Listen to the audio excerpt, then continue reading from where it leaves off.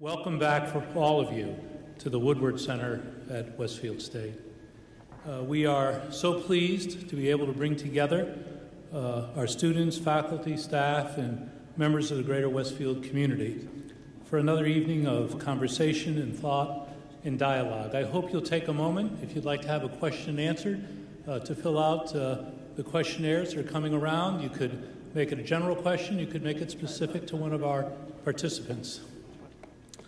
It doesn't seem possible that it's been 4 years since we gathered in early November 4 years ago to assess the results of the historic 2008 election with historian Doris Kearns Goodwin and a panel of 4 other luminaries.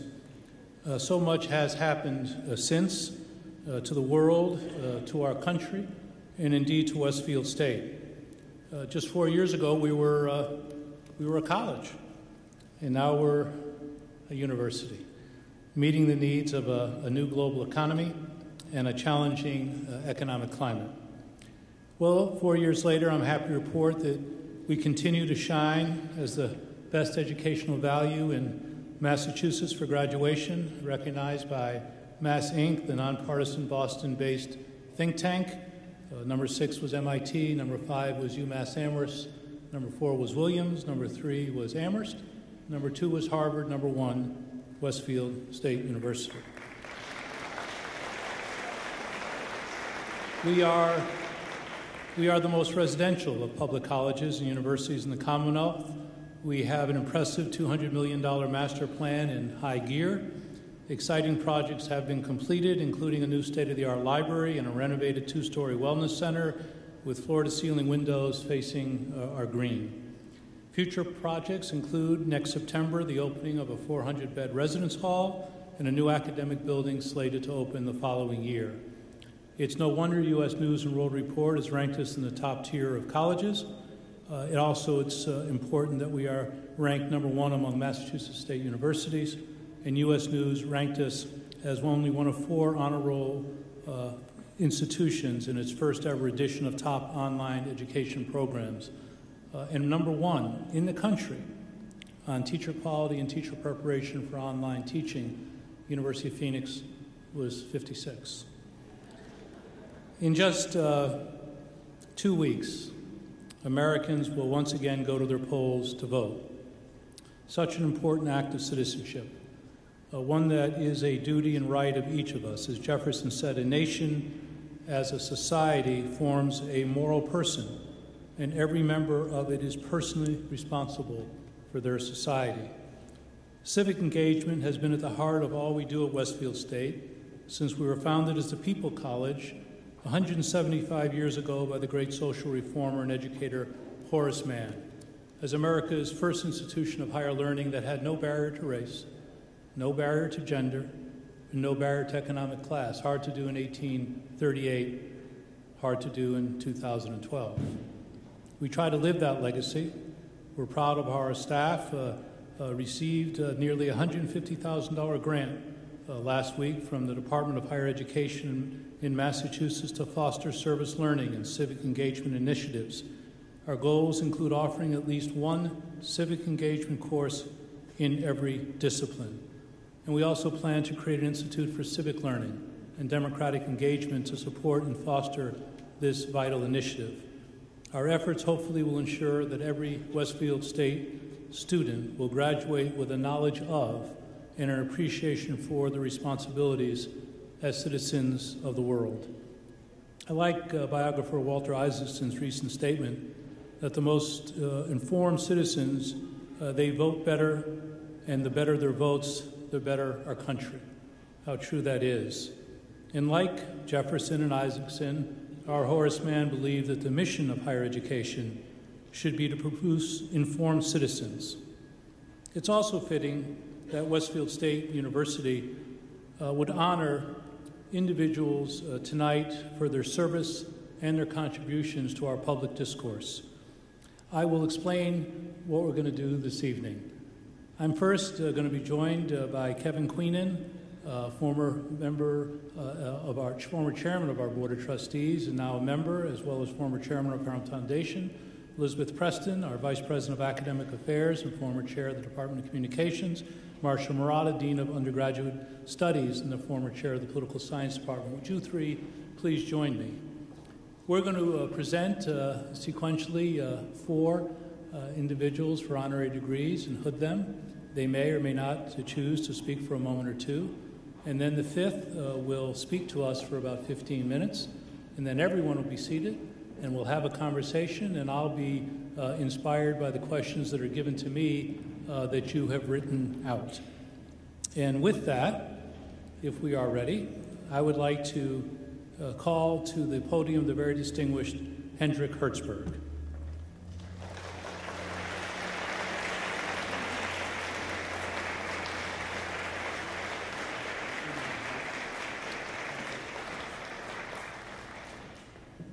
No.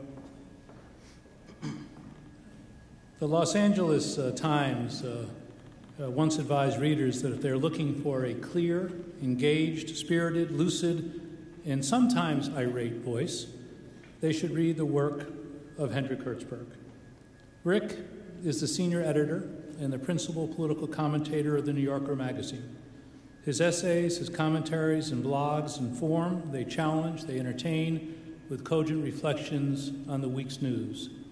After graduating from Harvard University, where he was editor of the Harvard Crimson, the school's newspaper, he went to San Francisco to work in the bureau of Newsweek magazine, which will soon be online.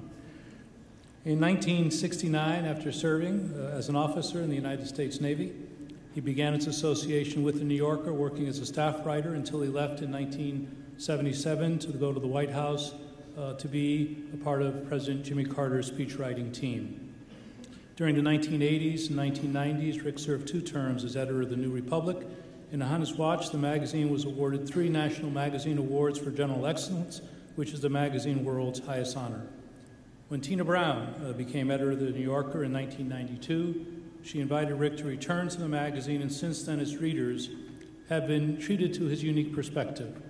6 times he's been a finalist for the National Magazine Award for columns and commentary, which was presented to him in 2006. He's been a fellow of not 1 but 2 institutes of Harvard's John F. Kennedy School of Government, the Institute of Politics, and the Shorenstein Center on the Press, Politics, and Public Policy. Author of the books 1 Million, Politics, Observations and Arguments, and Obamanos, The Birth of a New Political Era, in which he recounts the historic presidential campaign of 2008. He has an incomparable wealth of knowledge and experience and continues to be an important media mainstay and political sage. Hendrick Hertzberg, Westfield State University is proud to present you with a citation signifying the honorary degree which we are about to bestow, and it reads as follows. To Hendrick Hertzberg, with elegance, grace, wisdom, and wit, you have crafted an uncommon career that affirms the beauty and the power of the written word. Skilled presidential speechwriter and journalist, astute editor and uncompromising commentator, you defend the values of democracy while exploring and explaining the vagaries of the ever-changing world of politics and culture. Therefore, be it certified under the authority of the Board of Trustees and President that your achievements and contributions as a master of words and insightful journalist deserve recognition by the Academy, hereby awarding the degree Doctor of Humane Letters, honoris causa, with all the rights, privileges, and responsibilities pertaining thereto at Westfield in the Commonwealth of Massachusetts this 24th day of October, 2012. Kevin? By the power vested in me by the Westfield State University Board of Trustees, I hereby grant you, Hendrick Hertzberg, the degree of Doctor of Humane Letters, honoris causa.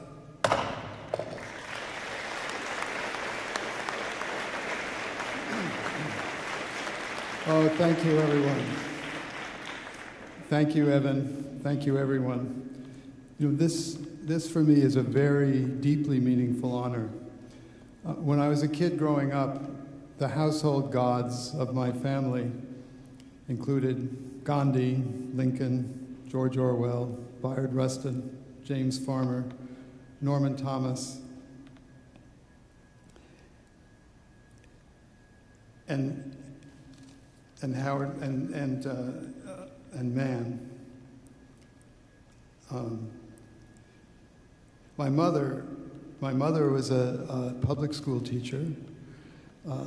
Then she became a professor of history and education at Columbia and Teachers College. She was a historian of American Indians, and her office was in Horace Mann Hall. I'm thrilled because of that. I'm thrilled because of the values that this university represents, both in its history and its present. I'm thrilled to be presented this by Evan Dobell, whose extraordinary career in many ways recalls that of Horace Mann. So I'm deeply grateful. Thank you.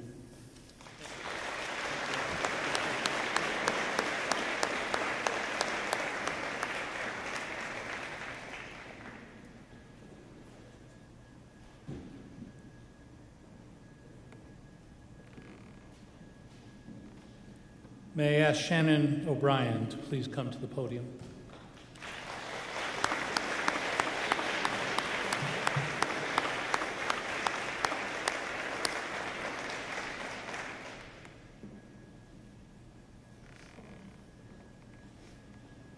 Shannon O'Brien was born in Boston, educated just up the road at Williston Northampton School, graduated with her bachelor's degree in American Studies from Yale University and a law degree from Boston University. Shannon O'Brien is first rate.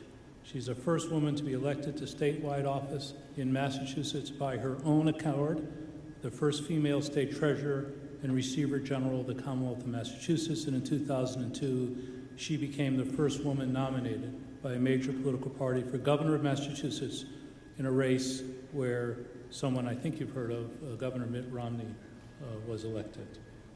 A native of East Hampton, she was first elected to the Massachusetts legislature at the age of 27, served as a state representative from 1987 and 1993 for the East Hampton and South Hadley area, and then as a state senator from 1993 to 1995, which included the city of Westfield. Becoming state treasurer in 1999, Ms. O'Brien improved operations, accountability, and efficiency, managing a combined staff of over 500 employees and a budget in excess of $75 million.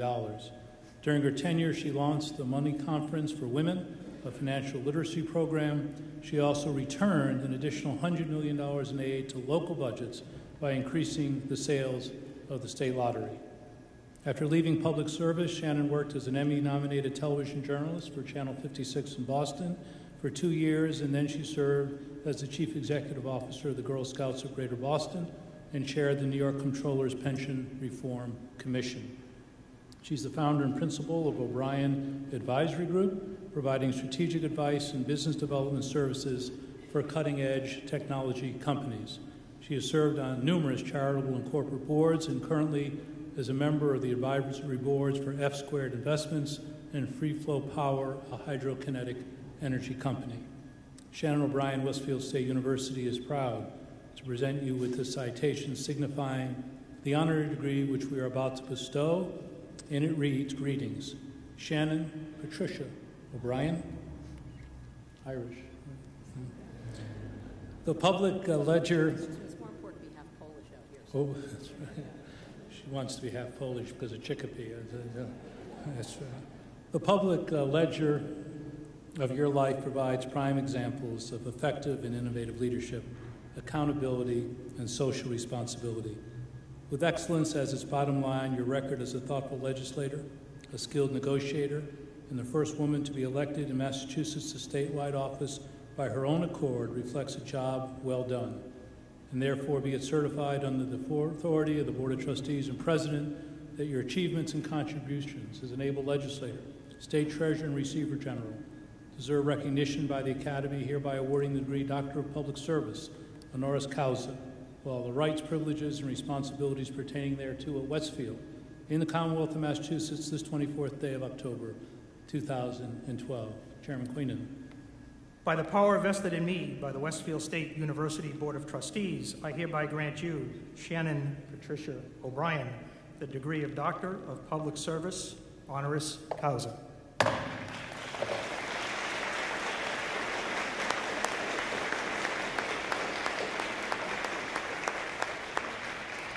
Thank you very much, and this is indeed a great honor. Thank you very much, Evan. And what's really neat about this is that I graduated from Yale in 1981, and my diploma is still not framed. This is the coolest thing ever. Thank you. You know, in the Hertzberg household, I think you had much sort of loftier political ideals. In my family, and I know some of you will nod, it was Hurley, Curly, Dever, and learning Foster Fairclough fight songs on the way down to the Cape. And I know there are a few people who do remember Foster Fairclough, but I sort of grew up in a family that was very involved in public service, who really believed that it was something very honorable to be involved in public service. My great-grandfather was a state representative, the first Democrat elected from Hampshire County. I was the first woman elected from Hampshire County to serve in the Massachusetts legislature. And I am just so honored to be a part of this program here at Westfield State University because I did represent Westfield, and I spent a lot of time. I was coming through and looking, and I was saying, there's Kevin Queenan's house, and I knocked on the door, and that lady yelled at me. I mean, this feels like coming home, you know, not only as someone who's native to Western Massachusetts, but I'm very excited also because tonight we're going to have a conversation and talk a little bit about the political landscape which is taking place on both the national and the state level here. And while you want political campaigns to be lofty conversations about important ideas, you know, sometimes it feels like we're just watching a really neat reality show rather than what we think it should be about. And I was looking up a little bit about Horace Mann, and I thought that the statement, again, not with books, Wikipedia, okay, so I hope that this is real. As my daughter tells me, it's in the computer, Mom, it's real. But anyway, he said, "Be ashamed to die before you have won some victory for humanity." And let's just hope that whomever wins all of the elections, state, local, and national, remember every day that it is truly about winning a victory for humanity rather than maybe getting the best soundbite. And I look forward to the conversation, and I thank you very much, the Westfield community, for bestowing this honor upon me. It's a great honor indeed. Thank you.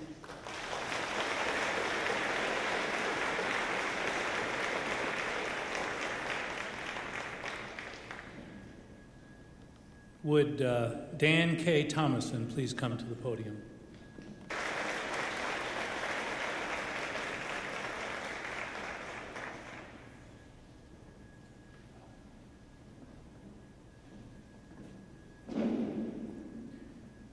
Syndicated columnist Dan K. Thomasson's incredible 48-year career has informed and inspired generations of newspaper columnists.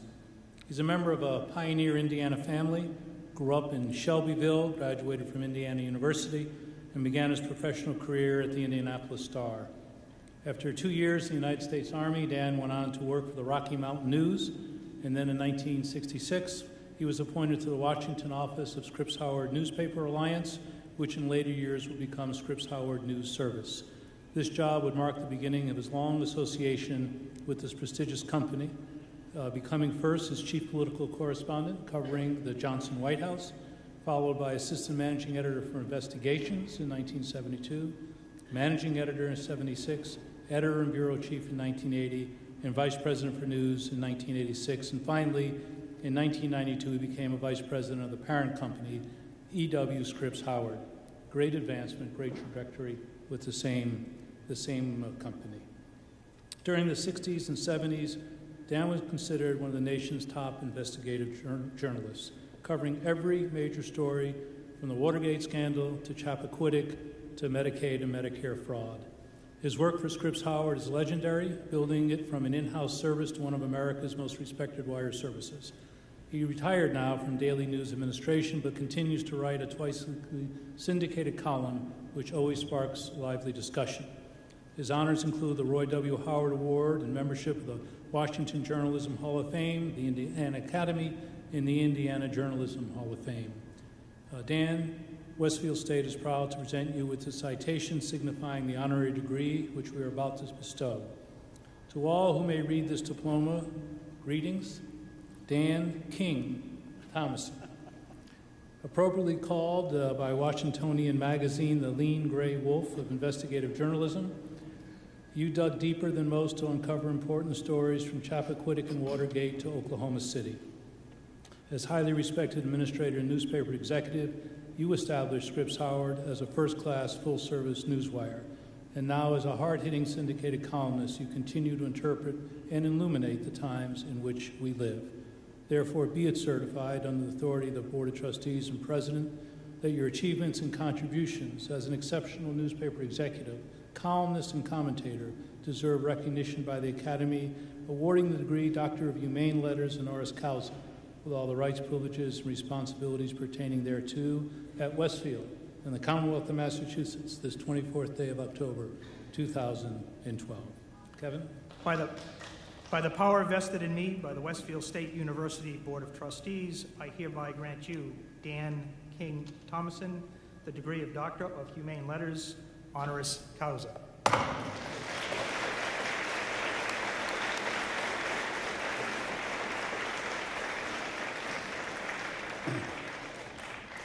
Well, thank you for President Abell, Kevin, for your humane treatment of the latest addition to the endangered species list, a newspaper man.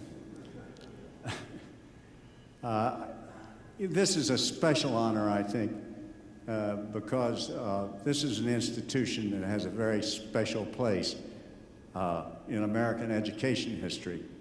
As you all know, I don't have to tell you that. It is particularly significant, I think, today because a young lady lies in a British hospital. Sorry about that. Severely wounded for having the audacity to seek an education. Geez, I think I'm Boehner or somebody here for a minute. It touches me for some reason.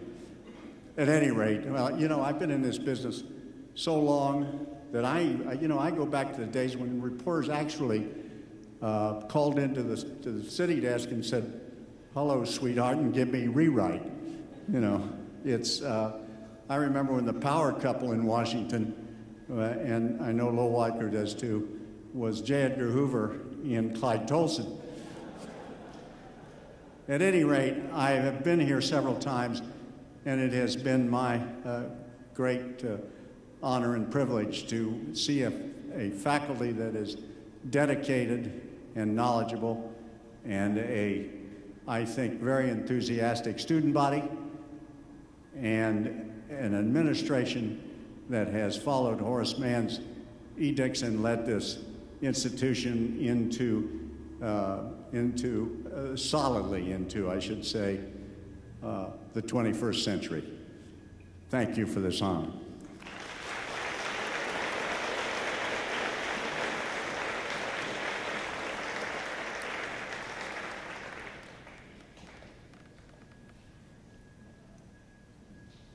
Will the Honorable Lowell Weicker please come to the podium?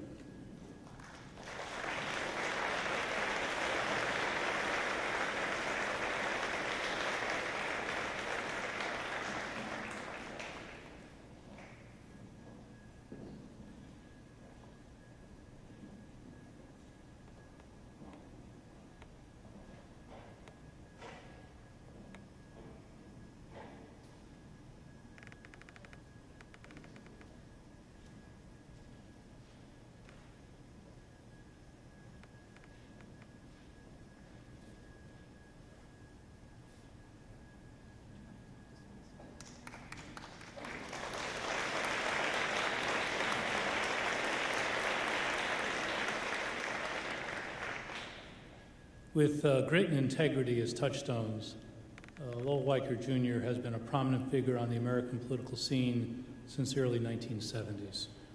Senator Weicker graduated from Lawrenceville School, Yale University, the University of Virginia Law School, served as a first lieutenant in the United States Army, and was a member of the Army Reserve until 1964. Before winning elections to the United States House of Representatives, Senator Weicker distinguished himself as a selectman for the town of Greenwich and as a representative in the Connecticut legislature. From 1971 to 1989, he served 3 terms as a Republican United States Senator, during which time he gained national attention as a member of the Senate Watergate Committee, as one of President Nixon's sharpest critics, and himself as a candidate for the Republican nomination for President of the United States in 1980. During his career in Washington, Senator Weicker played a role in many of the key controversies of the past quarter century, including constitutional issues like Watergate and school busing. He also steered legislation that eventually became the Americans with Disabilities Act. Ever the Maverick? Is that right? After his time in Congress, he ran as an independent candidate and was elected the 85th governor of Connecticut in 1990. Lowell Weicker, Westfield State University, is proud to present you with this citation signifying the honorary degree which we are about to bestow. To all who may read this diploma, greetings, Lowell Weicker Jr., proud and forthright politician, ever surprising maverick, independent thinker, and tireless advocate for the disabled, the homeless, healthcare, small business, and the environment. You took the licks, and you spoke the truth to power, and you stood up for all that is right and good. And your well-lived life of public service is a profile in courage, reflecting decency and passion and partnership over partisanship. And therefore be it certified under the authority of the Board of Trustees and President that your achievements and contributions as outstanding United States Senator, Congressman, and Governor deserve recognition by the Academy, hereby awarding the degree Doctor of Public Service honoris causa, with all the rights, privileges, and responsibilities pertaining thereto at Westfield in the Commonwealth of Massachusetts this 24th day of October, 2012. By the power vested in me by the Westfield State University Board of Trustees, I hereby grant you, Senator Lowell Weicker, the degree of Doctor of Public Service, honoris causa.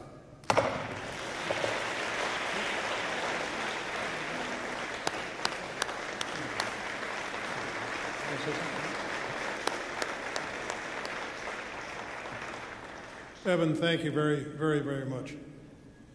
Why doesn't my wife say all those nice things about me? Sitting right down there. I'm going to be very, very brief. And I'm going to address my comments to the young people in this audience. Don't let anybody kid you. Politics is a great place to go. Public service is a great place to go. I am proud to be a professional politician in the sense of having started in Greenwich, gone to the state legislature, gone to Washington, coming back home to Connecticut. And I think along the way, I met some great people. And when I hear people abuse politicians and call them names, my blood boils. But let me put it in a humorous way to you, as I did when I was running for office. I used to tell crowds that cast some barbs my way, you know, all you people say that politicians are dumb, politicians are inept, politicians are corrupt, politicians are sex maniacs, and on down the list. Well, my response to you is, this is a representative democracy, isn't it? Our government is representative of all of you, and more particularly, it will be a great government if the best are the government. So go into politics. I think it's a terrific place to be. Thank you very much.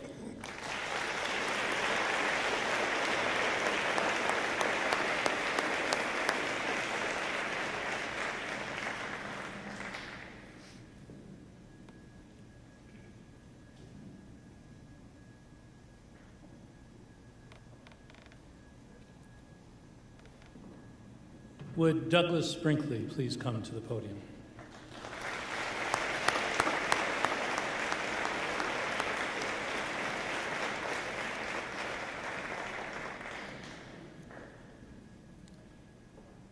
Douglas Brinkley is one of America's most prolific writers. Whether he's profiling Henry Ford and his Model T, or the 2000 race for the White House, or recounting events of consequence like the Battle of Normandy or Hurricane Katrina. He makes history come alive. A graduate of Ohio State University with his doctorate in U.S. diplomatic history from Georgetown University, Doug is currently a professor at Rice University, a contributing editor to Vanity Fair magazine, and a much sought-after commentator on presidential politics. He has written books on Presidents Theodore Roosevelt, Franklin Roosevelt, John F. Kennedy, Gerald Ford, Jimmy Carter, and Ronald Reagan. Many of Doug's books have been national bestsellers, and 6 of them have been selected to the New York Times Notable Books of the Year. His most recent work is an acclaimed biography of television icon Walter Cronkite, and he is currently working on his 3rd volume in his multi-volume history of the conservation movement in America. While Doug describes himself as a diplomatic political historian, he often moves out of that box. He has edited Jack Kerouac's diaries, Hunter S. Thompson's letters, Theodore Dreiser's travelogue, and has written portraits of Bob Dylan, Kurt Vonnegut, and Norman Mailer for Rolling Stone magazine, and tomorrow morning, the cover of Rolling Stone of President Obama. His many honors include the Robert F. Kennedy Prize, the 2009 National Outdoor Book Award, Benjamin Franklin Award, the Business Week Book of the Year, and the 2004 Humanist of the Year from the Louisiana Endowment for the Humanities. In addition to his work at Rice, Doug has also been on the faculties of the University of New Orleans, Tulane University, and Hofstra University, where he initiated a course called The American Odyssey. And it was an innovative class that included tours of historic sites and visits with seminal figures in politics and literature, and resulted in his very popular chronicle, The Magic Bus, An American Odyssey. And Doug, Westfield State has to thank you for writing that magic bus, because shortly after Hurricane Katrina, a group of our faculty and staff met to brainstorm about how our university might contribute in some small part to the relief effort and teach the lessons learned from the disaster in the classroom itself. And Professor Julian Flaron just finished reading your book and told the committee about it, because the Magic Bus became the inspiration for one of Westfield's first global service learning courses, when during the following January intersession, 27 faculty, staff, and students took that magic bus ride that you talked about to the 9th Ward of New Orleans to help rebuild visiting 6 American cities on their way. It was a profound experience for all involved and served as the very foundation for our series of J-term intercession courses and service learning opportunities that are now such a part of our students' experience. So we owe you a debt of gratitude. Douglas Brinkley Westfield is proud to present you with this citation, signifying the honorary degree which we are about to bestow. To all who may read this diploma, greetings. Douglas Greg Brinkley, your brilliant American Odyssey rediscovers our past and connects it to our present. With consummate skill and exhaustive research, you offer timeless explorations of historic moments and movements. Your writing creates vivid portraits of D-Day heroes, presidents, writers, rock stars, and ordinary citizens affected by the tenor of our times. You are indeed America's new past master, as the Chicago Tribune so aptly dubbed you. And therefore be it certified under the authority of the Board of Trustees and President that your achievements and contributions as extraordinary educator, editor, author, historian deserve recognition by the Academy, hereby awarding the degree Doctor of Humane Letters honoris causa, with all the rights, privileges, and responsibilities pertaining thereto at Westfield, in the Commonwealth of Massachusetts, this 24th day of October, 2012. Chairman Keenan. By the power vested in me by the Westfield State University Board of Trustees, I hereby grant you, Douglas Greg Brinkley, the degree of Doctor of Humane Letters, honoris causa.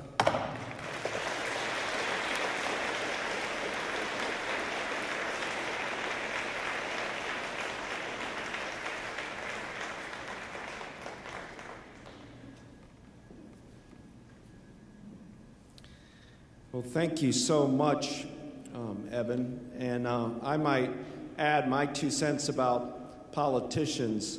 One of the great ones, legend, is with us, and one of the things I'm most excited about is to be on a stage with Lowell Weicker, who would have been, in my view, would have been a great American president, and it's a real honor to be here with you, sir.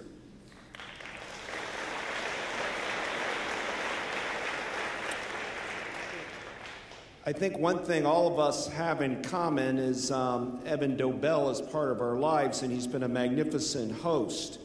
And, you know, that's only fitting. He ran the White House protocol under President Carter, which is quite a bit of social hosting, to put it mildly. And I thought I'd begin. I was going to talk for my time. I've been given a little bit more time because my comments are going to lead into a discussion about the 2012 presidential election. I wanted to begin by saying something about Jimmy Carter and something Evan can appreciate, and also Rick, who was one of President Carter's great speechwriters. And, you know, in 1975, before the 1976 election, very few people knew who Jimmy Carter was. They said, Jimmy who? He was, some people said, I think even Rick once wrote, it was like picking a name out of the phone book for some people. Vegas odds were way against him. He had heavyweights like, you know, Hubert Humphrey or Scoop Jackson, Frank Church, and many others standing in his way. But Carter ran on a very clean and interesting platform. Basically, he said, I will never tell a lie. Well, in 1976, one-term governor from Georgia said, I'll never tell a lie. And also he's a Washington outsider. But I never told a lie was a direct comment of the times, because people felt that Richard Nixon had lied during Watergate or about Cambodia, on and on. People thought LBJ and Robert McNamara had lied. Everybody seemed to be lying, so Carter was saying, I'm something different. I will not tell a lie. Well, of course, the media then immediately went about wanting to prove that Jimmy Carter had told a lie. You all know about I got you journalism. It's the way the game is played. And Carter had an extraordinary mother named Miss Lillian, who some of you might know here. And as a senior citizen, she went to work in dealing with leopard colonies in India, people suffering with leprosy, and was a great missionary in many ways, and a very sprightly and direct person. But being the good mom of a would-be candidate, she was in Plains, Georgia, Ms. Lillian, and a New York reporter came, and Ms. Lillian, Carter's mother, said, welcome to Plains. You know, so nice to see you, darling. How was your flight from New York? Oh, please, would you like some lemonade? What a beautiful dress you were wearing. It was so nice of you, pouring on the Southern hospitality. Well, the reporter got right down to business and said, your son is saying he will never tell a lie. As a mother, can you guarantee me that your son's never lied? Is that what you're saying? And she said, well, Jimmy tells white lies all the time, but he's not a liar. Well, the reporter thought I had, and I got you. I mean, what is isn't a white lie a lie? And challenged Ms. Lillian and said, isn't that the same as a lie? What's the difference between it? What's a white lie? I don't understand this. You're saying he lies all the time. She goes, oh, no. I'll give you an example of a white lie. Remember when I said how nice it was to see you and welcome to Plains, Georgia? Well, that's a white lie. Carter, of course, won in '76, and the story, beyond being humorous, is important because one of the things all presidents want to do is make the American people believe they'll talk the truth to them. In the end, honesty matters a great deal, although some presidents, even like Franklin Roosevelt, we used to call a chameleon on plaid. He would change colors so much. But I thought I'd briefly talk about, as a presidential historian, somebody that writes about presidents, the 7 presidents that I took something from as a life lesson, and this is really directed to the young people here, because we hear these names a lot, and I've read about them a lot, and here's some of the lessons I've learned from them.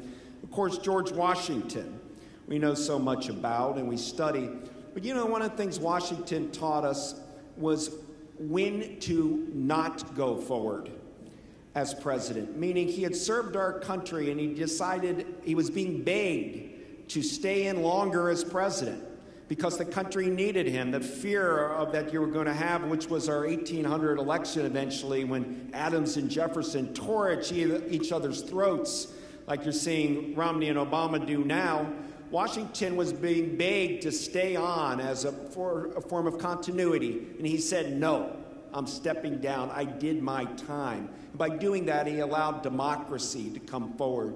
And at times when whether we serve on a board or whether you're a chairman of a club or whatever you do in life, there comes a moment when your tenure is over and you have to move on and let somebody else have a chance.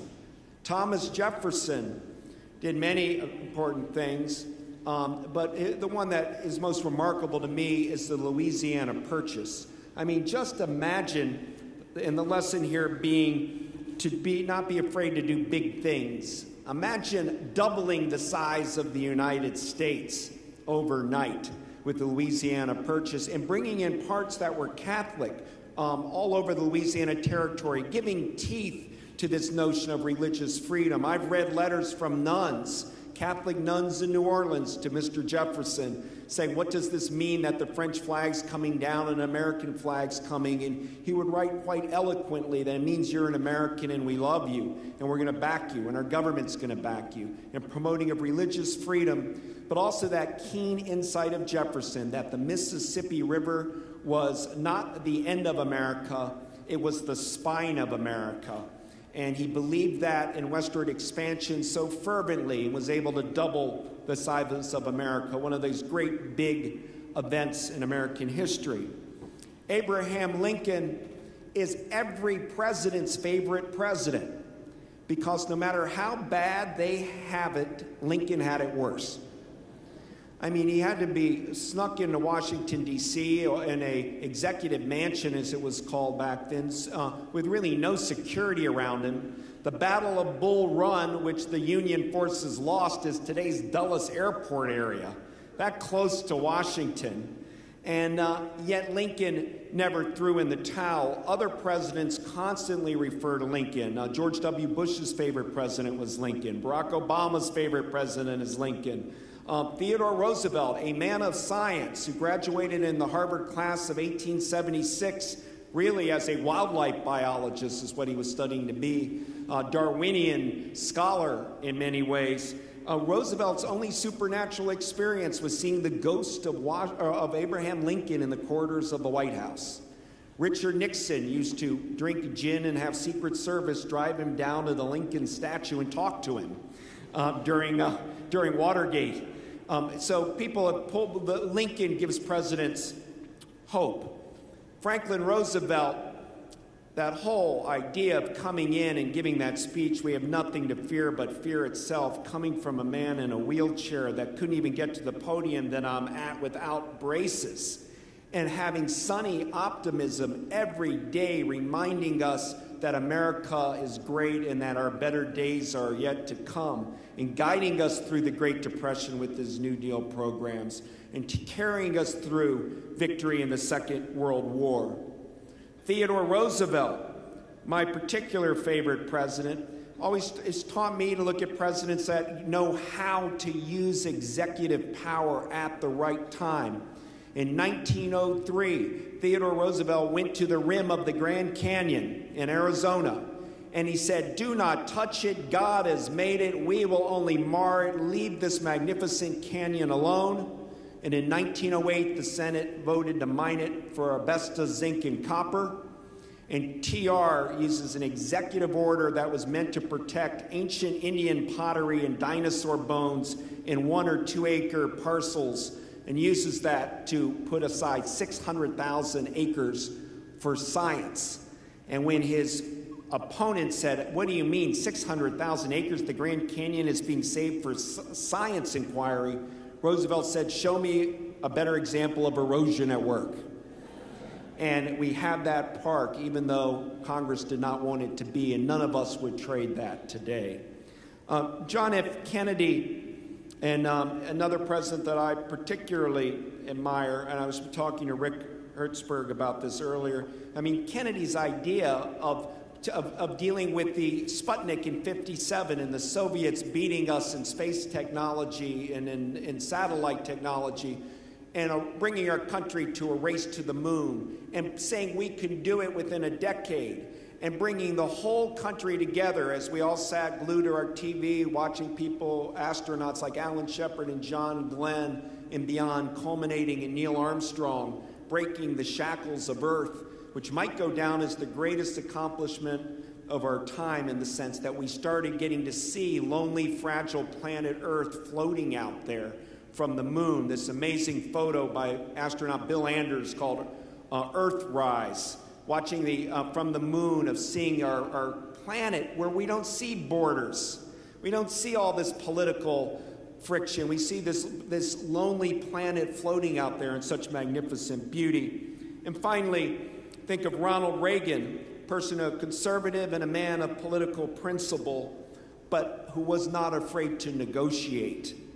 And the magnificent job that Reagan did with Gorbachev in starting to rid our world of nuclear weapons, something that we still need to do, something many former secretaries of state are working on today. Presidents matter. Elections matter.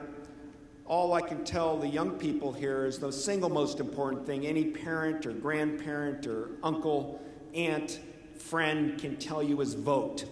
Get out there and vote. It's the one thing we do that you feel clean. My wife Ann and I are here, and we voted early in Austin, Texas. Not that our vote matters a whole lot down there. But we voted, and you just feel great walking out. You just feel like a whole of all of this angst we've been sharing over this very long election we'd all like to see end. When you vote, it kind of all feels worth it in the sense, because you get this great sense of relief. And it brings us to our topic tonight about this fight for the presidency and the fight for the future of America. And I think it's boiling down in an odd way to two mistakes, one that Barack Obama made and one that Mitt Romney's made. President Obama's mistake was when he inherited the mess from George W. Bush, that he ended up saying, I'll be able to get unemployment down in the 5% range when it's at 7.8 today. Putting that number on it makes it feel he didn't live up to that, and it's haunting him in a state like Ohio. On the other hand, Mitt Romney wrote an op-ed piece saying, let Detroit go bankrupt. And it's not very smart when you're running for president to let any city to say something or infer that a city should just go under. Imagine if Theodore Roosevelt had said during the San Francisco earthquake of '06, let San Francisco die. To let the Rust Belt die during the Great Depression, to let Detroit or Toledo or Akron die would have been catastrophic for the United States, to have let General Motors and Chrysler completely tank. And that's the argument now. And I think, as all of us say, I grew up in Ohio. I'm a graduate of Ohio State. My Texas vote's probably worth about 100 in Ohio or more right now. But I think it's important to have civic forums like this that we're going to have now to start talking about some of these issues and recognize it's not a game, but a great president and a great administration has often done important things that move our country into a grand direction. Europe may have a parliamentary system they focus on. In America, we focus on the president. Thank you.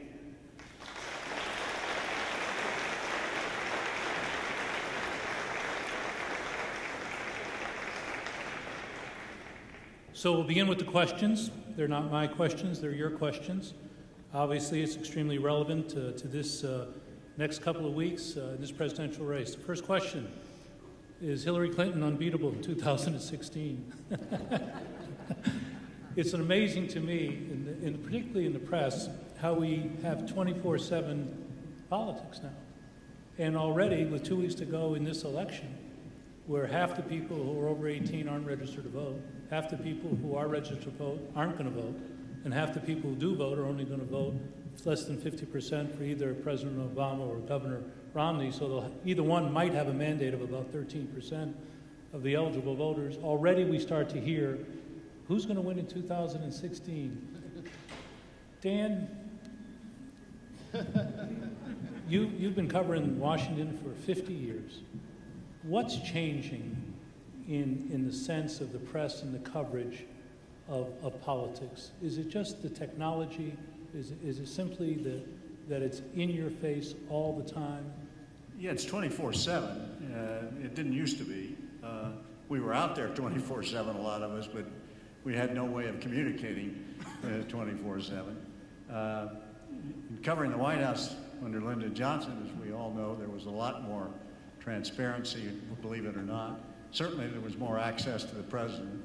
That began to change with Nixon. Maybe a little more transparency than you wanted. Yeah, somewhat. Yeah. That's exactly right. But Dan, tell the story now. You were a reporter in the White House. Pardon me? You were a reporter in the White House. That's right. Representing a major a paper. Yeah. You went to Bill Moyers and said you'd like to see the president. Right. You could get it. You could go see the president the next day. That's and you right. walked in. George Christian was easier, but But you walked in. Lyndon Johnson was at his desk. Yes. Half glasses on. Right. Desk full of papers. You want me to tell that story? I do want you to tell it. I want you to. If you don't want to tell it, I'll tell it. No. Tell the whole story. I might as well tell it. I got a request to early on 65, 66, somewhere in there. I got a request to go in and ask the president what he was paying his staff. And I said, I don't think that's a very good idea. But my editor said, well, our editors have requested it. And so you're the White House correspondent at the time, why don't you do that? So I went to Christian and I said, or Bill, I think it was Christian, and said, I got to see the old man about something. And he said, what? And I told him.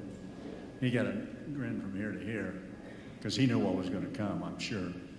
He said, go on in. He's got about 5 minutes right now. So I went in, and he left me standing there for a few minutes while he was doing this thing and looked over those glasses. If I had my half glasses, I could probably do this. He was like this. And he looked at me, and he said, yes, Mr. Thomasson. And I said, Mr. President, in all humbleness, I want to ask you, how much are you paying, doing stuttering like I was up there for a minute, how much are you paying your staff? And he said, well, I am the President of the United States of America, and with the stripes on America. And he said, I am, as such, the leader of the free world and a commander-in-chief of the greatest army ever assembled on this earth. And you asked me a chicken shit question like that. I said, yes, sir, and I let it. But Dan, you can't do that anymore, right? You can't get in to see the president. But you did the other day. Doug, when I called you a couple of weeks ago, you were in the ante room about to go in the Oval Office to interview the president for the Rolling Stone story tomorrow. I got the great privilege. Anytime you're in the White House, you get nervous, but it's also when you teach it. I'm a professor of presidential history, so to go to the White House is a great thrill. And I interviewed President Obama October 11th for we had an hour together, 45 minutes on tape in the Oval Office. And I started talking about all the artifacts in the Oval Office and ate up a little bit of my time. And he said, let's fire it up or you're going to miss the interview. So that interview will be running tomorrow in Rolling Stone, the 45-minute interview with the president. I'm kicking it off on CBS with Charlie Rose tomorrow morning.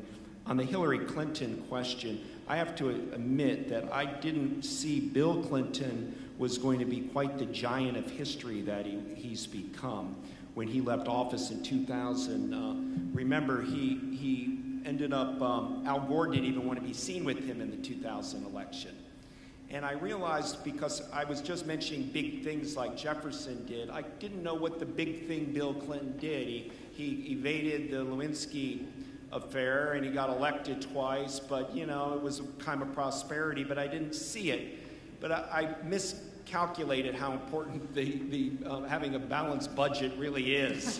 That we had a surplus under Bill Clinton, and I probably underestimated his ambition and his will and his talent. The point now is he's probably the most popular politician in the United States, and Hillary Clinton is in a position now to probably get the Democratic nomination if she chooses in 2016, whether Barack Obama wins or not. If he loses, the Democrats will return to being the party of Clinton. And if they win, she is very likely to be able to, run on her own one way or another, since she's stepping down as Secretary of State. So Bill and Hillary Clinton have become gigantic figures in American history, and I think both are just to be greatly admired. Well, when you went in there, here's young Dan Thomasson with the president, with papers all over the desk in the Oval Office, loving the job.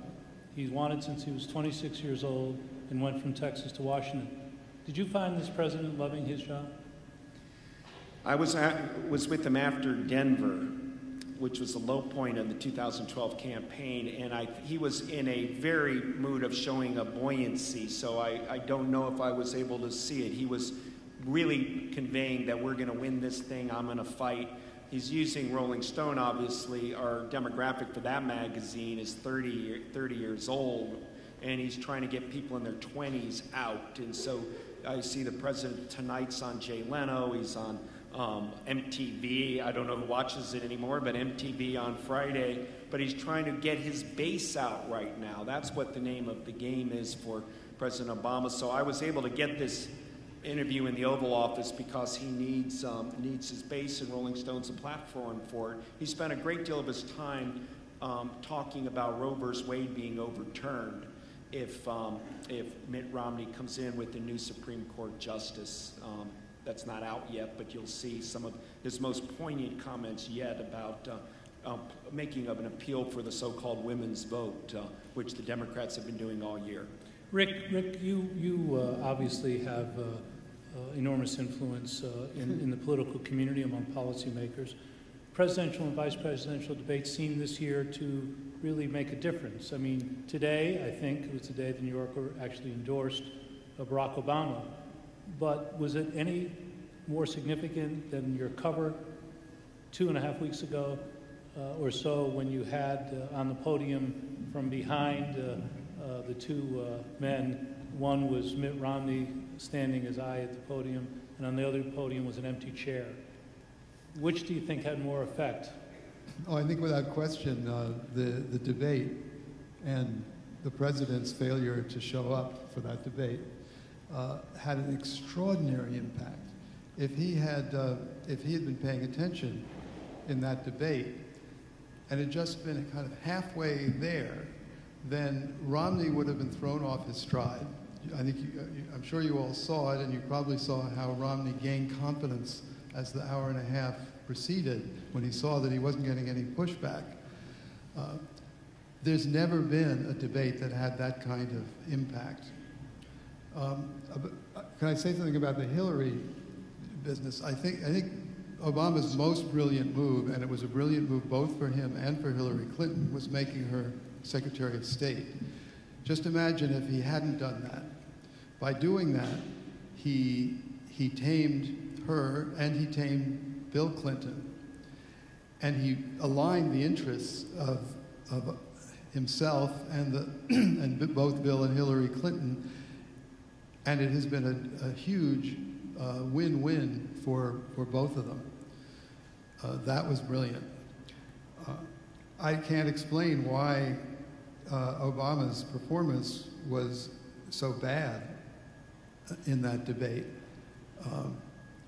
I think it's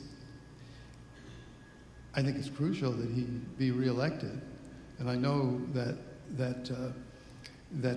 for his supporters, for those who are going to vote for him, the anxiety that we're feeling now is a direct result of what happened that night. Shannon, you actually debated Mitt Romney. And have the scars to prove it. Did you see in Mitt Romney what we saw in the last 3 debates? Did you always know that when the game was on, he could come to play? What I really saw was the beginning of the sort of shape-shifting. And this was something that was difficult for me as a candidate, and I can't remember, one of the guys up here will remember, I don't know if it was John McCain or Newt Gingrich. He says it's very difficult to debate someone who's not telling the truth. And, you know, when I was running for governor, I basically said, you're not telling the truth on your position on choice, and it was an important issue because in Massachusetts, We are fiscally conservative to moderate, but we are socially liberal. And so he needed to get over that threshold of proving his sort of socially moderate position. If he could get over that threshold, then he could win votes from a lot of moderate independents. And so it was very important for me to point out the fact that I didn't think he was telling the truth. I had a lot of history and, sort of touch points to show that he changed his mind on this and could not be trusted. So for me, what I learned in that debate is that, and it's amazing, and we've had some conversations here tonight, the thing that really scares me about this election is that it's almost as if the electorate is not troubled by a lack of integrity and honesty, and I don't know how they're making some of their decisions, but I do think that holding people accountable for the positions that they take during the campaign and how they're going to govern is very important. Is that why you think Benghazi is such a real problem for President Obama? Because he's caught in a situation where he was trying to make Governor Romney to not necessarily be accurate with the truth, and now he's caught up in a situation that's very complicated for him? I think that it's more complicated for him. I think that sometimes in these situations where it comes down to international security, we have an international crisis, and I do think that they've had certainly some trouble being consistent in the story that they're telling, but it also undercuts his basic argument, which is you can't trust this guy. If you think he's going to be severely conservative, he's now not. If you think he's going to take one position, he may shift that. You don't really know what you're getting. So it undercuts, I think, what has become his central argument with, you know what you're getting with me. You've seen the work that I've done. You know where I'm going to be going in the future, and it's sort of steadier.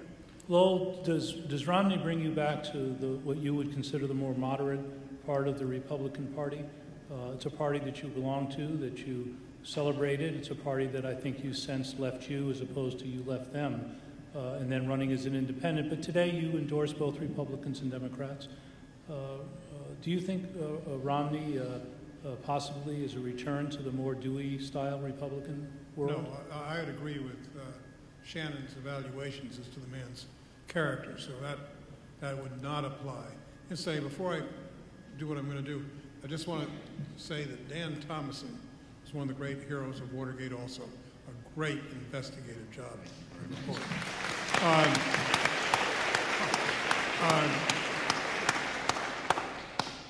As far as the moderate Republicans are concerned, they are now extinct. And I think one of two things is going to happen in the coming election. I think I know what I hope for, but then I was also presented with the alternative. One scenario has Obama winning the presidency, Democrats holding on to the Senate, and Republicans losing a handful of seats in the House but retaining control of the House, which would be a horrendous result at a time when the Republicans should probably run the table in terms of the economics of the country. And if that does happen, I predict there's going to be a watershed in the Republican Party to the extent that people are going to sit down and say, we've had enough of this drift to the right, and we're bringing the party back into the center. Now the other side of that coin, and my wife reminded me of this and others, is we get that same result, and the conservatives say, see, you weren't conservative enough, and the party goes even further to the right. And that would be bad for the country because you don't want a one-party government, and that's certainly what would occur. The last comment I want to make, in case it's not touched upon, because all of us in this room have been complaining. We've been complaining about the negativity in the campaigns, be it the presidential or be it senatorial or whatever have you. And I think the time has come to stop whining. I was subject to the first big negative campaign when I lost to Joe Lieberman in 1988. That was the first time a negative campaign had really been used. And it's gotten increasingly bad since then. But there is no point in blaming either the Republicans, the Democrats, or the candidates. Guess who we ought to blame? ourselves. The reason why you have one negative ad after another is negative ads work. And by work, it means that we're all listening to them and we absorb them. So I would hope that rather than a negative ad working, we might get an attitude in this country where if people want to get negative, they're penalized. They're penalized in terms of not voting for them. But I have to say to you right now that blaming other people, to use that line from Shakespeare, Cassius to Brutus, the fault lies not in the stars, dear Brutus, but in ourselves. And the reason for the negative campaign is us. And the time has come to knock it off and take it on our shoulders to correct it. Rick, you just...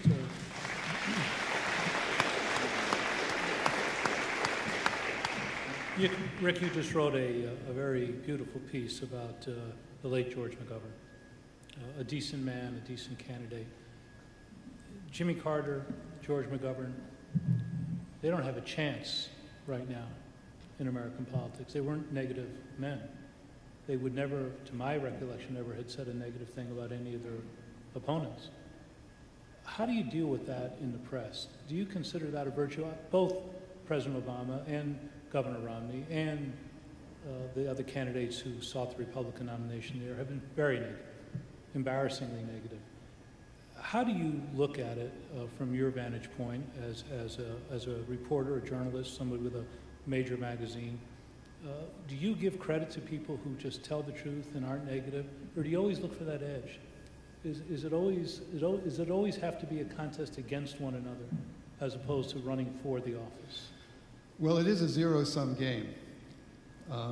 American politics is winner-take-all politics. That's the structure of it.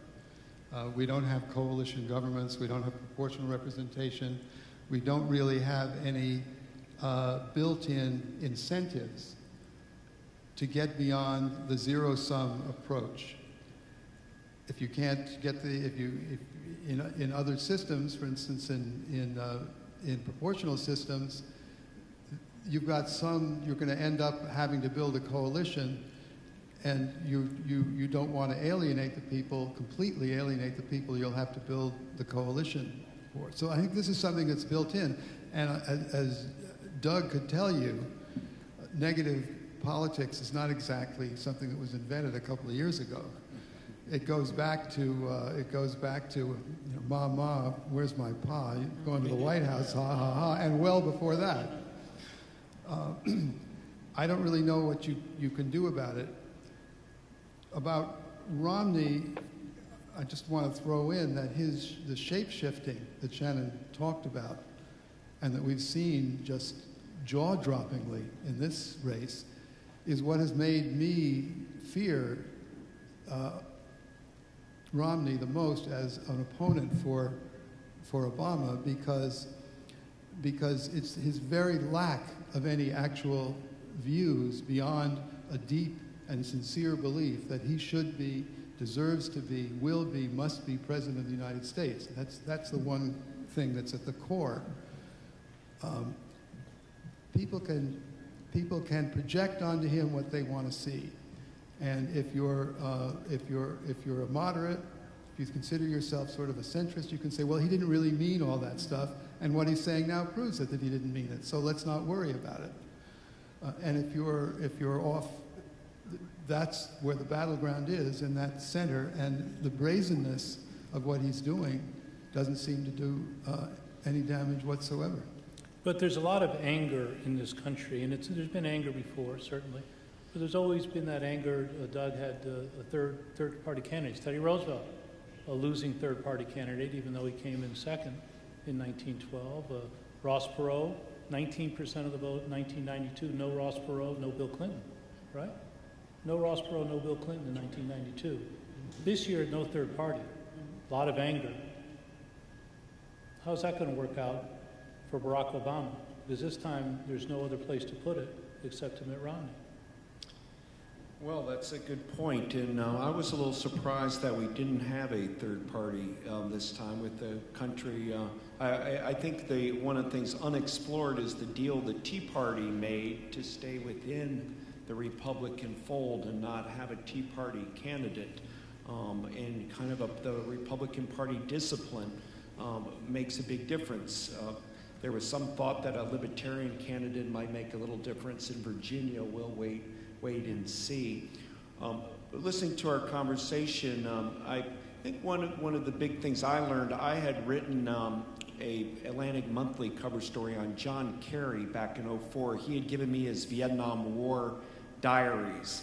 And so I did a story on the Atlantic, and I thought the one thing you say about John Kerry, 3 Purple Hearts, Silver Star, Bronze Star, nobody would dare attack a veteran military service. That's how foolish I was. And I went through the whole Swift boat attacks of what occurred with all of that. And when I realized there's a lot of politics there's a style, and it's the Karl Rove style, and it's about attacking your opponent at their strongest spot.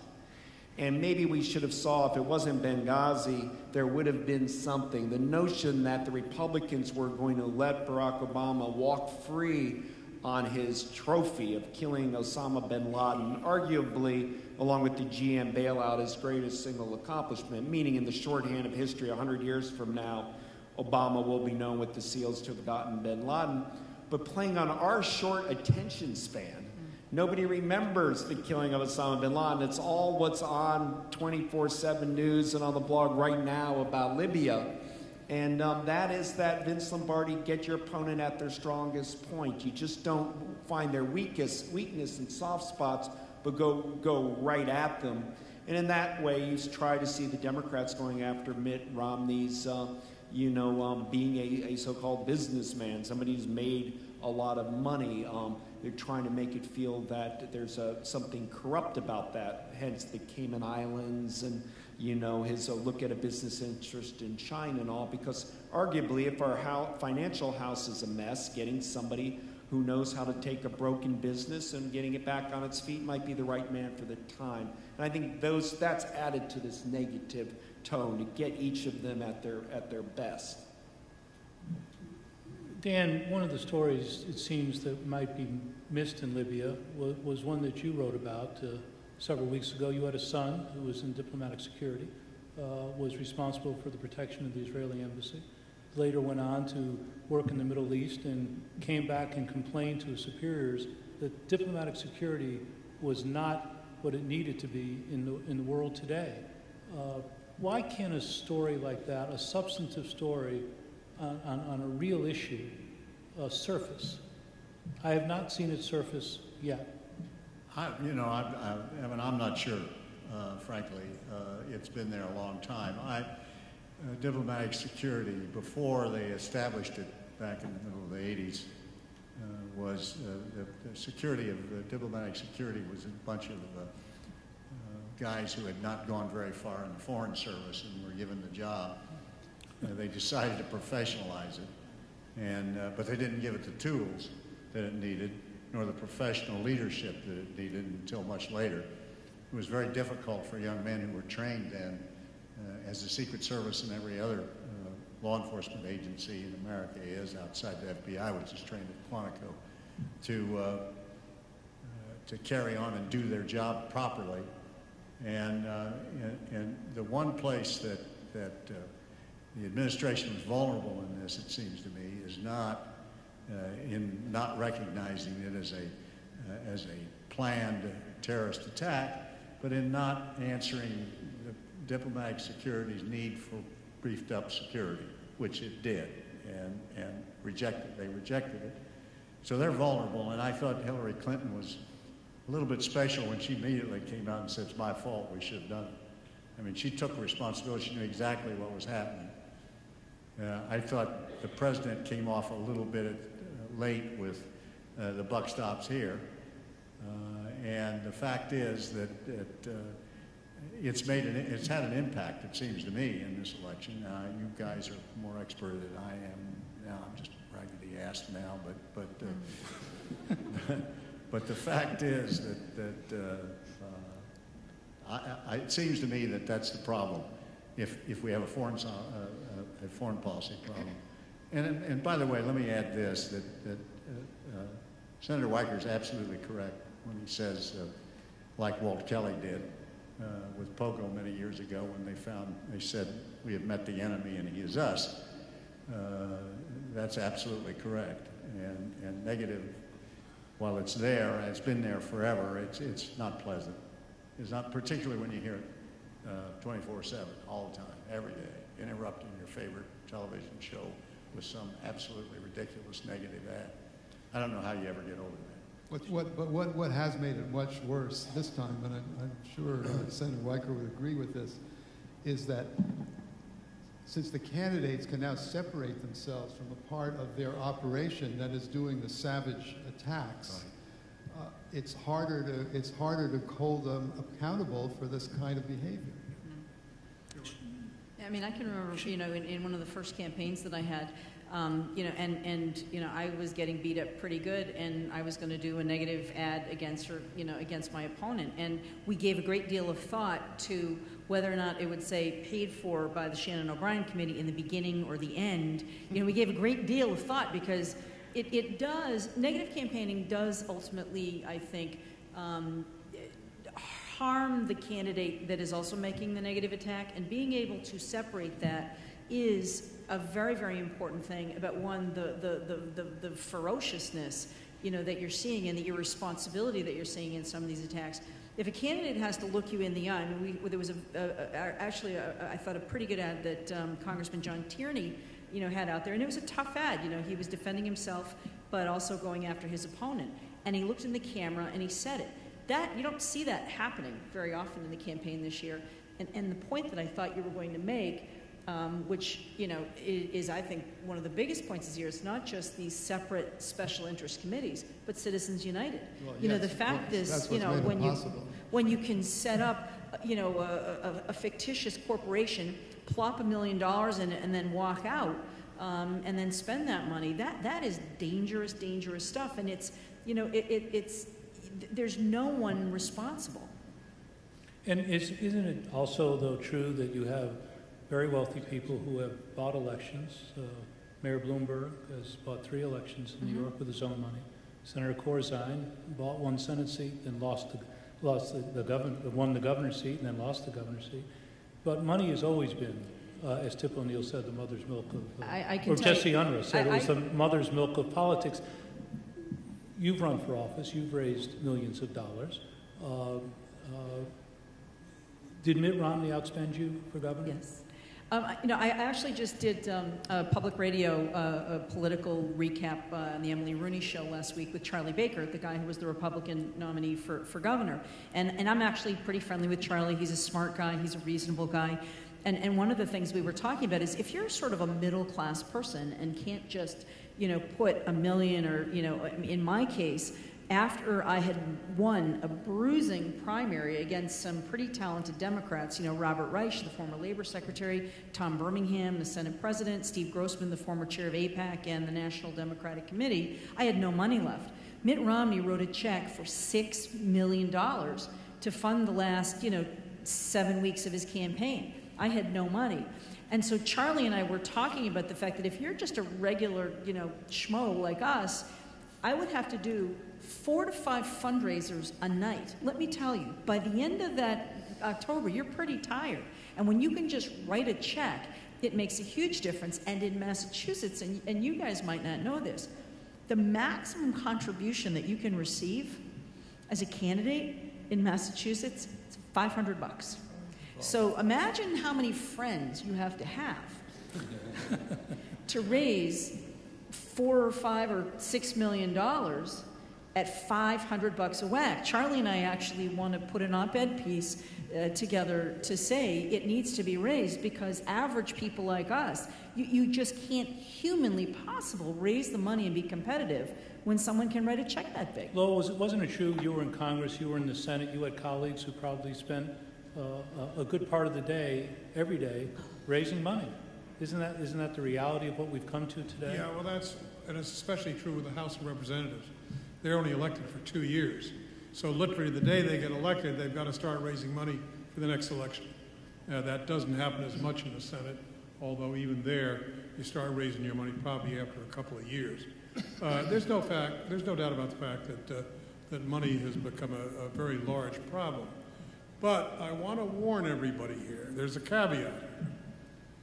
I do agree with the fact that money is free speech. And I think you want to be very careful before you just go flying over this ground without considering what you're doing. I think probably what can be done legislatively is to have transparency as to who's giving the money. That's easily done, and it should be done. That can be done tomorrow, and it should happen.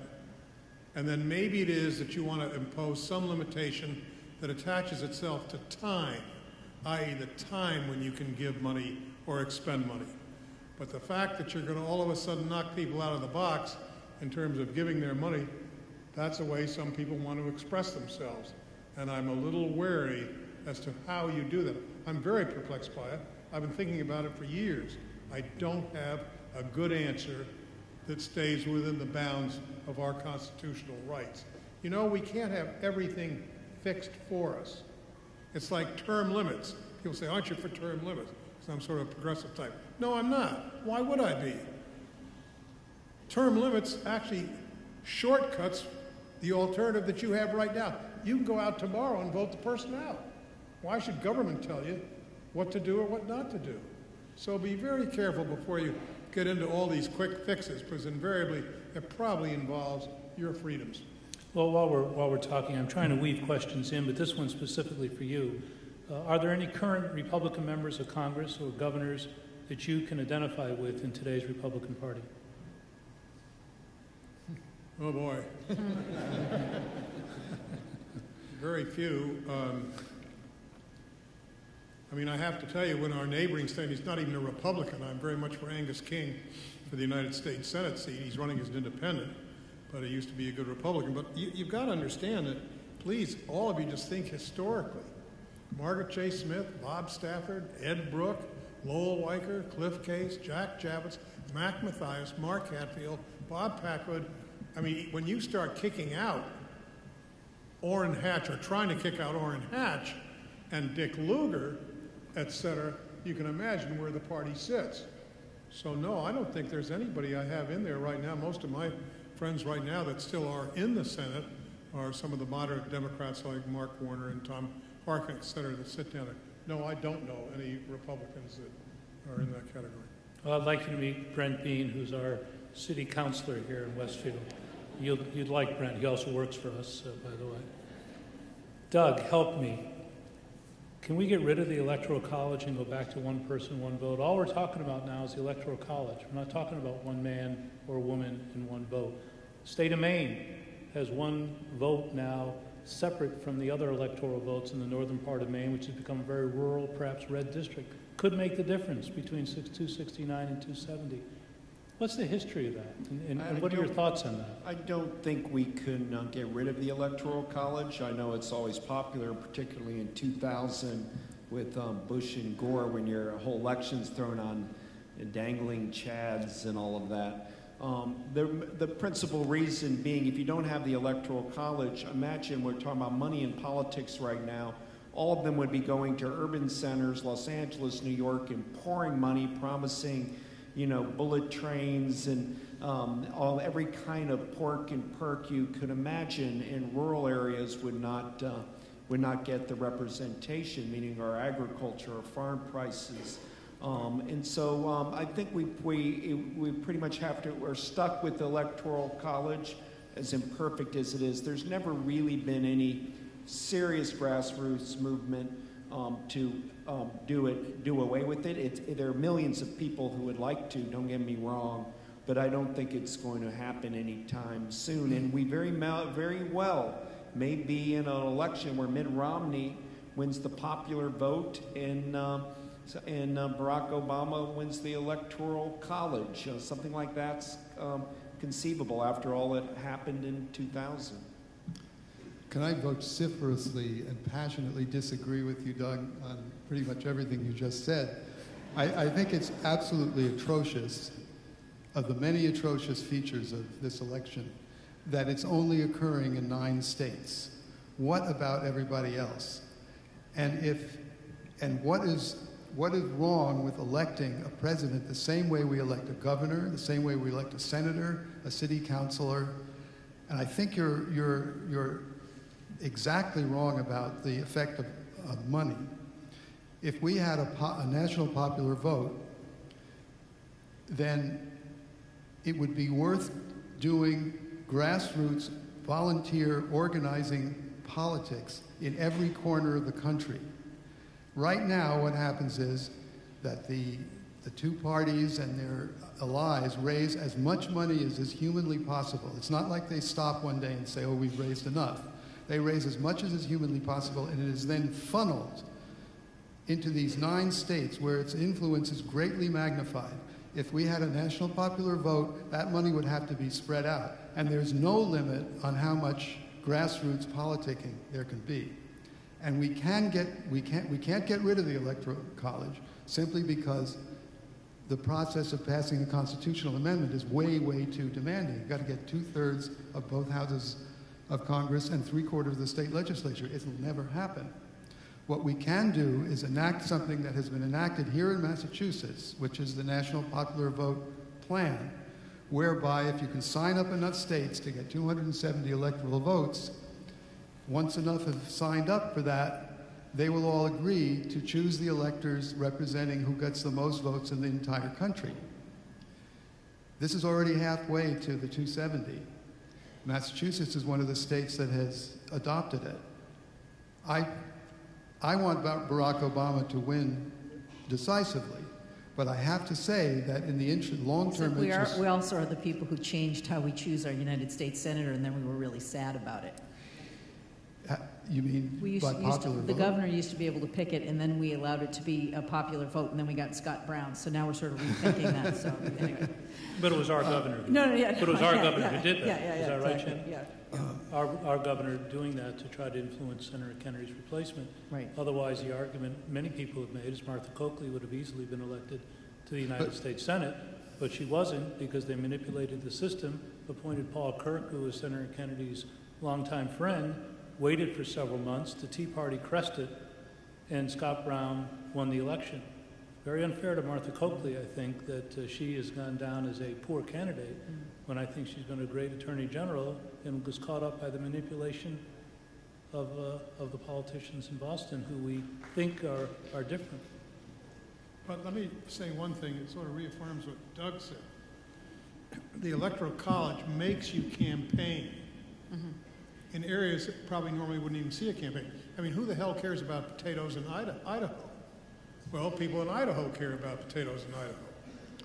And so in some way you make yourself felt in that small state. Otherwise, people would go from California to New York to Texas to Florida, and that's the end of the campaign. But we don't have a campaign in because Massachusetts. We don't see it in Massachusetts. They don't come and campaign here. They just raise money here. Well, they don't come and campaign because we're both such solid, yours and mine, such solid blue states. Right. But the battleground states do shift from year to year, depending on what goes on the previous year. Virginia's a good example. I was down in Virginia doing my papers in 2008, and for the first time it went for Obama and for the Democrats. Now I think it's going to go a little bit more probably for Obama and the Democrats. But that was a dramatic change, and whether Virginia remains a battleground state remains to be seen. So I know everybody likes to put our election system on automatic pilot. It does not work that way. You cannot have 46% of this country voting in presidential elections and achieve the result that you want to achieve. The reason why we've got all these wacko ideas and parties like the Tea Parties, et cetera, is because they're operating within a minority percentage. And that's what's got to stop, and there is no automatic pilot. There's only one cure, vote. And one of the things that... Lowell has rested my case for me. Thank you for coming to my rescue. Well, But I'm still on your side, Rick. Keep going. Yeah. There is a systematic difference in the turnout in battleground states and spectator states. The turnout in spectator states is at practically European, I mean in battleground states is at practically European levels, and it's much, much lower in the spectator states. For somebody like me, I vote in New York. New York is solid blue. It's meaningless that I vote. I do it as a sacrament, essentially. I do it because it makes me feel good. But younger people, District of Columbia. Yeah. But so much so that in the battleground states, the voter suppression efforts have been the most significant. I mean, it's sort of interesting, and on television last night there was something about voter registration and just how much lower it's been from 2008 to 2012, and it's especially in these battleground states that you've seen a lot less new voters registering because of a lot of these efforts. There's an effort to restrict that as well, a strategy there. Do any of us really know what's going to happen? 1976, no Democrat had been elected. They didn't carry California, Illinois, New Jersey. Jimmy Carter lost all of them. You know, does anybody really know what's going to happen? Is Ohio really that important? Well, who knows? Or is it a Trojan horse where the real race is to see who dumps all the money in Ohio so they can go to Pennsylvania, Illinois, Pennsylvania, Minnesota, Wisconsin, Iowa, Colorado? You know, it just is interesting to me. It's always Ohio, it seems to me. It's always Ohio. Or Florida. Or Florida. And it has been for 1984. But let me tell you something. What we're missing here is the fact that, was Tennessee a battleground state in 2000? Yeah. No, but if he had won it, Florida would not have been anything. Gore would have been elected. New Hampshire. But one state would is also, home state. Well, there's no argument there, Dan. You could also argue that Ralph Nader got 98,000 votes in Florida, and if it wasn't on the ballot, Gore would have not had to worry about the votes in Palm Beach County, which remember, the Palm Beach County votes were a Democratic election commission designed those ballots. It wasn't a Republican election commission. They weren't trying to suppress. The Democrats did it to themselves. I mean, how absurd is it that an election where one candidate got 500,000 votes more than the other should have hung on this kind of nonsense? Well, I think an issue, and perhaps Doug or others could address it. I mean, who won the election? It seemed the Supreme Court decided that, right? Has there ever been a Supreme Court case that ever said, by the way, this is never going to be a precedent for any other? It was simply an up or down vote on who they wanted to be president. Isn't that right, Lowell? It was 5-4. That's right. That's all it was. So what kind of third world politics are we involved in America? I'm going to take a little different tact. I think we've been kind of they've told us, you know, we're whining a lot. Look, this country is strong. American people are great. I think that we have I mentioned to you earlier, Arthur Schlesinger Jr. used to say the point of history is to remind us that our own times are not uniquely oppressive. They had plenty of electoral problems for presidencies in the whole entire 19th and through the 20th century. We always have problems. What's kind of missing sometimes is the can-do spirit and optimism of American people that have gotten very negative. I think their politics has added to it. Some of the reasons that you legitimately point out of the problem with something like Electoral College. But I think we need to look at our miracles we have of being here, with everybody with cell phones and medical attention like we've never had before, and automobiles to drive us places, and grocery stores filled with food open 24/7, and just the miracle of electricity, which parts of the country dreamed of just having in the 1930s. And so our country comes a long, long ways, and so sometimes I get tired of being so sour about everything, and it seems we need to also remember the greatness of the young people here going to college and getting the education, and how many people are now getting college educations. And so we dwell on the problems as we should, but sometimes we've got to remember just what an extraordinary story there was, and think back to the Civil War when we had 600,000 people being killed and they were caning each other in Congress. And so our problem is at Chad's in Florida one year, and it went to a Supreme Court, and it wasn't pleasant, but we survived it.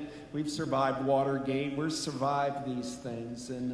And I think we've got to watch that we don't not get bullish on America sometimes. Setting the bar a little bit low there, Doug.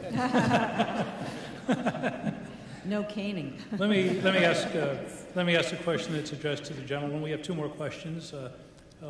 This one is: can the United States economy survive without a war? What happens if we did end those wars right now? We brought all the troops home, which everybody says they want to do. What happens then? Well, certainly. What happens to the defense industry? Certainly, the Depression was an example of it got us. The war got us out of the Depression. I don't think you could. This war was fought on a credit card. Two wars were put on a credit card, which is outrageous. I think no bills were vetoed. No effort to. Lyndon at least came through with a 10%, finally, Vietnam surcharge. I don't know if they can or not. I don't think you can get an answer to that, Evan. Assuming it can, and peacetime can generate enough activity, it did after World War II for a few years, very few years before Korea. I was going to just very briefly, Dwight Eisenhower wisely got us out of the Korean War and avoided us getting stuck in wars in the 1950s, right. And our economy, took off, and we did a lot of infrastructure things, Eisenhower Interstate Highway or the St. Lawrence Seaway, and so there's a lot now. We've been into these foreign wars for a long time in Afghanistan and Iraq, and I think it's time we focus on building America infrastructure, American roads and American cities back up again. That was I was watching, my favorite thing when I watch the debates is to watch the CNN, that sort of opinion, when you have the focus groups and you see the lines. The thing that the male, undecided voters liked the best was Obama's line saying we have to stop nation building abroad and start nation building at home. Yeah. And the issue, I think, is not whether or not we have wars, but can we get the same sort of focused national spirit that a war engenders to bring about a war, nation building at home? But and I don't know if we can do that. It's not. Didn't he have that opportunity for the last 4 years? Who? President Obama. No. Why didn't he have that? Because I think that he tried very hard to, I think he naively tried to reach out and make compromise, and when the leaders of the legislative leaders say that their purpose is not to fix the country but to defeat Obama, you can't possibly get to first base to make something like that happen. I think that that's difficult. Now again, I think he was naive on a couple of different points, but I think it was almost impossible for him to get that sort of Lowell, don't you think, one of the things that I always listen to are people who talk about the congressional districts and redistricting. And they become redistricted right now to such a degree that one party or one ideology almost can't lose. And you become such a red congressional district and such a red United States senator or such a blue that you can't have compromise, because if you compromise, you're going to lose an election to somebody like Dick Lugar lost, where the person who beat him today said he thought of a rape, ended up with the pregnancy of the woman, and it was God's assent that was all right. That's what happens. There's no compromise. Did you see compromise? What happened to compromise? What happened to Howard Baker being the 67th vote for Jimmy Carter to pass the Panama Canal? What happened to that spirit? He might have been the 67th vote, but I got to tell you, I was renting a place in Stonington, Connecticut, and the phone rings, and a fellow at the other end of the line says, the president wants to speak to you. And it was Jimmy Carter. He says, Lowell, I want your help on the Panama Canal. I said, Mr. President, get on to other things. You've got it. Goodbye. But I want to make one comment. I want to make one comment on this business of war. I'll tell you how you handle this, and not in the monetary sense. The next time we declare war, you make damn sure we initiate a draft. And I will tell you, if we do that, then everybody's going to stand up and say yay or nay. But if no draft, no taxes, forget it. We'll be at war forever. But to me, the draft is the key to it, and there's no reason why everybody shouldn't serve their government if they want a war. Some people would amend that and say you only can draft people over the age of 50, because if the men over the 50 start the wars, let them go fight them, instead of 18 and 19-year-olds. But I'd like, as closing comments, to Shannon, starting with you, what would you like to impart to the audience tonight on the State of the Union as you see it politically, people's involvement, the contract between the polity and those who are elected by them. What do you sense the mood of America is tonight? It's uncertain, and I think that that's the thing that sort of troubles me the most, is that we do have this gridlock taking place down in Washington, and it troubles me when I hear Governor Weicker say that there are no Republican models that he would see in the mold that he crafted down in Washington and in the state of Connecticut. My fervent wish is that both parties can move together towards the center to solve our problems. I mean, it frightens me that we don't have that type of collegiality, whether, so a president can call up and lobby an individual senator and representative to actually move the ball forward. The problems are just too great right now, and we're in a position where it should be not simple, but it should be very doable to move this country forward, very doable to solve some of these problems at home. But if we don't have that ability to speak to one another, to work with one another, and to compromise, if we can't compromise, it's not going to happen. Dr. Thomasson? Thank you. I couldn't agree more with Shannon. I understand that. And it's incivility. In Washington, you can cut with a knife. When I covered Congress with people like Lowell Weicker and great leaders on both sides of the aisle, and they got along. They didn't like each other all that much sometimes, but they had their own positions. But as Shannon said, there was a need for compromise, and they found a way to do it. If, for instance, look at 1964. Do you think we would have had a civil rights bill the way we had one without the Republicans holding up their end of the bargain? You bet you'd lose if you thought they would. Hendrick Hertzberg. Absolutely, and working with Lyndon Johnson, and you have to bring that back to and I don't know what's going to happen now. I mean, if you lose the Senate, if the Republicans win the Senate, or lose the House, or the Democrat, I mean, it's just going to be awful if we're not careful. And I don't see the kind of quality I used to see in the Senate and in the House today. Congress, I think, is a failed institution in many ways, and I think we've got to rectify that somehow. We vote for what we get, and we get what we deserve, maybe, but I'm not sure.